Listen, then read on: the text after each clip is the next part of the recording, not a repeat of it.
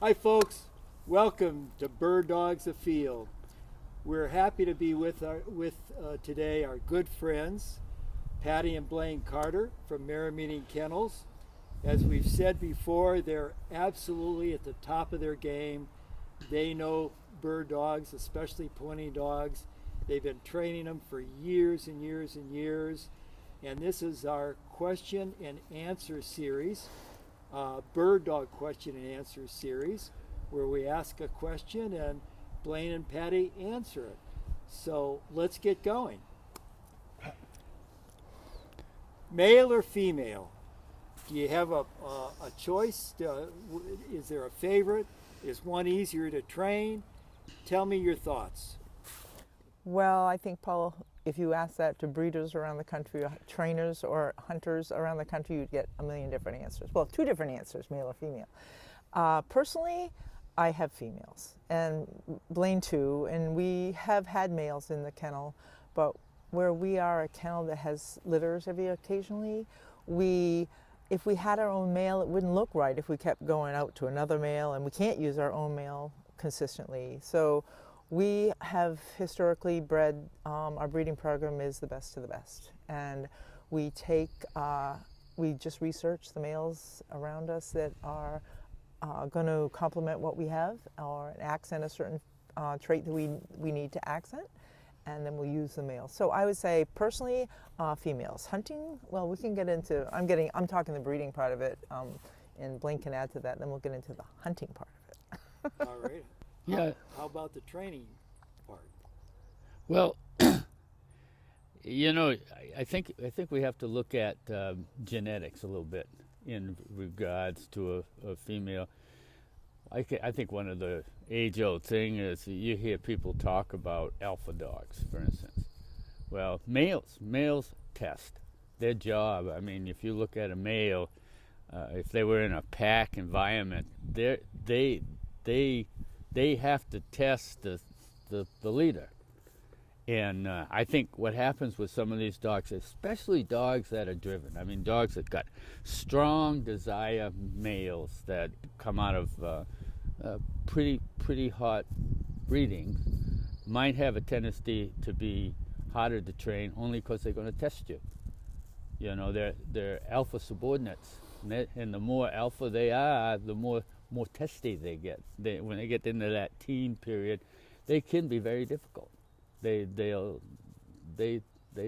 want to do something you want, and they'll try you. But my feelings are is with a good obedience program, understanding your genetics, those dogs will do some jobs that you just wouldn't believe.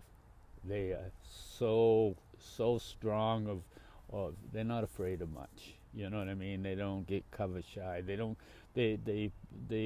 water desires, they got plenty of independence.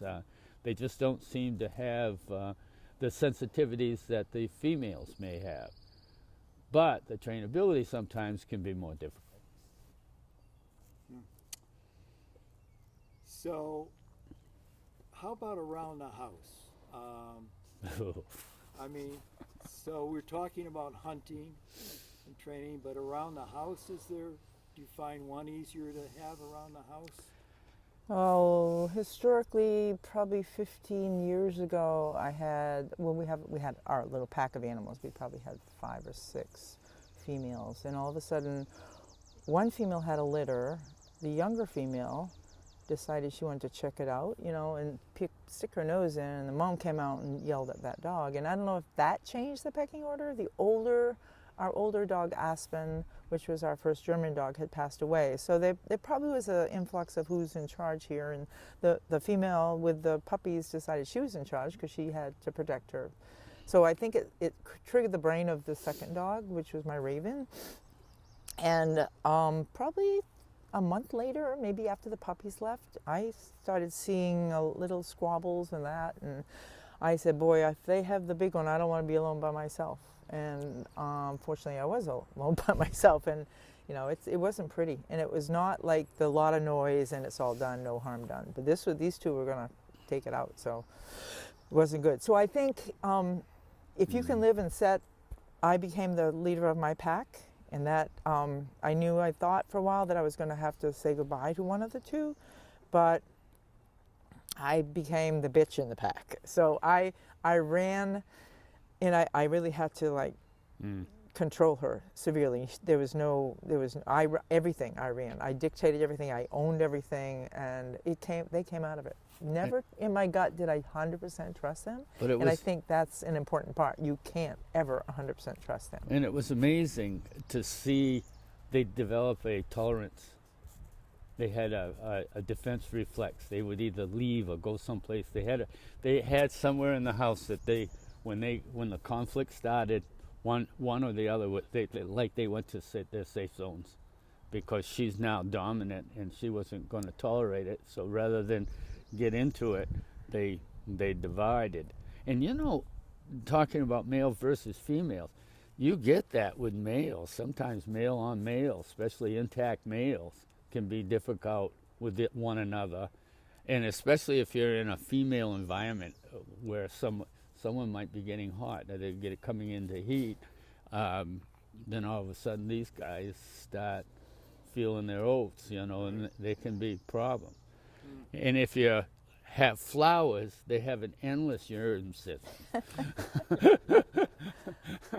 So at our hunting camp, we had several friends up there with their male dogs. Everybody seemed that was a generation of everybody had a big cocky male dog. So it was like, okay, I'm going to let my dog out. You put yours away. I'm going to let your dog out. And 99% of the time it worked. Occasionally there was a mess up and we had an argument. But all those guys that used to come at hunting camp with their big males are now coming with their females. So, it's an easier world with that. You have to deal with a heat cycle every once in a while, or you have them spayed later on. But you don't have that controversy that you're having boy on boy. To be fair too, it's not all of them are like that either. No. There's some are just so easygoing. The breeding programs, there's social programs, then there's not, you hardly know the difference. So I'm just saying, know your genetics. Once you know your genetics, it will give you some boundaries as to what your selection, and what are you as a dog trainer. If you got a real powered, you want a male, you're looking at seeing you want a particular male out of a particular litter. Know what the parameters of that mother and father combination are. What are their dominances? So I've often heard when breeding, the female is more important than the male. Do you subscribe to that or not? Yeah, I've heard that too. Yeah. Quite often I've heard that. The female will pull the litter. Her genetics are stronger in that combination than the sires. So you need to pay attention to what she is and complement it with, if you like what you have, complement it with something as close to that as you can. I agree, Paul. You figure a female, she's nurturing those puppies for 8 weeks. I mean, her characteristics, her alertness to her environment, all those things are being not genetic. I mean, they're socially being passed on to those puppies. If someone strange comes to the box, does she become alarmed and fearful? Or she does, those puppies are going to pick up off that. They're going to have their sensories are going to tell them things. Sure. So So you the figure question she's is, impacting. do they pick up on that because they are predisposed to have a weaker nervous system? If the mother is always a little bit nervous about things? No, that's a good question as well, and I agree. They definitely going to be more alert or more sensitive to situation because of their temperament, and temperament is a passable, Yeah. in the gene. I mean, Sure. their interaction, the genetics, So I agree. So you would say there's nothing there to dissuade you from having either a female or male.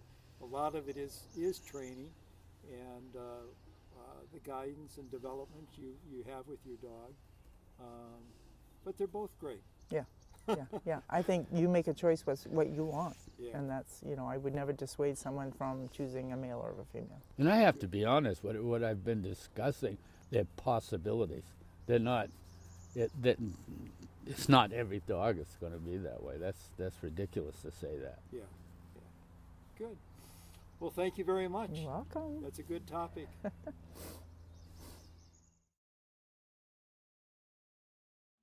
Bird Dogs Afield, presented by Native Performance Dog Food, providing performance diets for the canine athlete, and brought to you in part by Pete Shoe Dryer, inventor of the footwear dryer, takes on the nuisance of foot odor. Thoroughgood footwear, made for hunters, by hunters, since 1892. Tim Pond Wilderness Camps, the place you've been looking for but didn't know how to find.